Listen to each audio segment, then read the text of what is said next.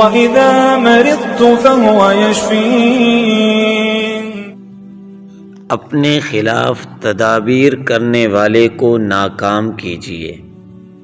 اس وظیفے کو کرنے سے ہر چیز آپ کے سامنے کھل جائے گی، لیکن اس وظیفے کو آپ صرف جائز مقصد کے لیے استعمال کریں۔ دنیا میں جہاں پر محبت کرنے والے لوگ ہوتے ہیں، مخلص لوگ ہوتے ہیں، تو وہیں پر کچھ حاسد بھی ہوتے ہیں اور کچھ منافق بھی ہوتے ہیں جو ظاہری طور پر تو آپ کے ساتھ ہوں گے، لیکن جب بھی ان کو موقع ملے گا وہ آپ کے خلاف کوئی نہ کوئی چال ضرور چل دیں گے۔ اسی لیے حاسدین کے حسد، شریروں کے شر اور فتین کے فتنوں کے خلاف حفاظت کے لیے آپ اس وظیفے کو ضرور کریں، تو انشاءاللہ آپ حاسدین کے حسد، شریروں کے شر اور فتین کے فتنوں سے محفوظ رہیں گے۔ زندگی کے ہر شعبے میں حاسدین سے لازمی سامنا کرنا پڑتا ہے، جو آپ کے خلاف کوئی نہ کوئی تدبیر سوچتے رہتے ہیں۔ ان کے شر سے بچنے کے لیے یہ عمل لاجواب ہے۔ یا پھر کسی مسئلے میں پھنس جائیں اور سمجھ نہ آئے کہ کیا بہتر ہے، تب بھی یہ عمل کیجئے، جو بھی پوشیدہ بات ہوگی وہ وقت سے پہلے ہی معلوم ہو جائے گی انشاءاللہ۔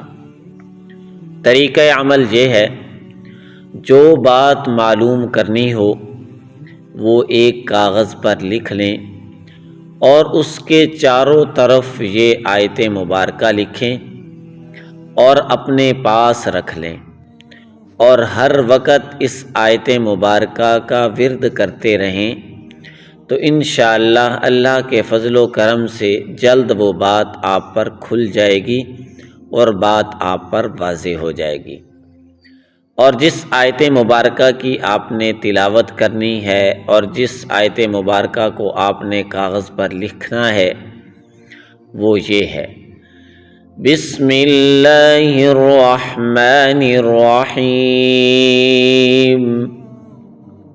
اعملوا ما شئتم انہ بما تعملون بصیر۔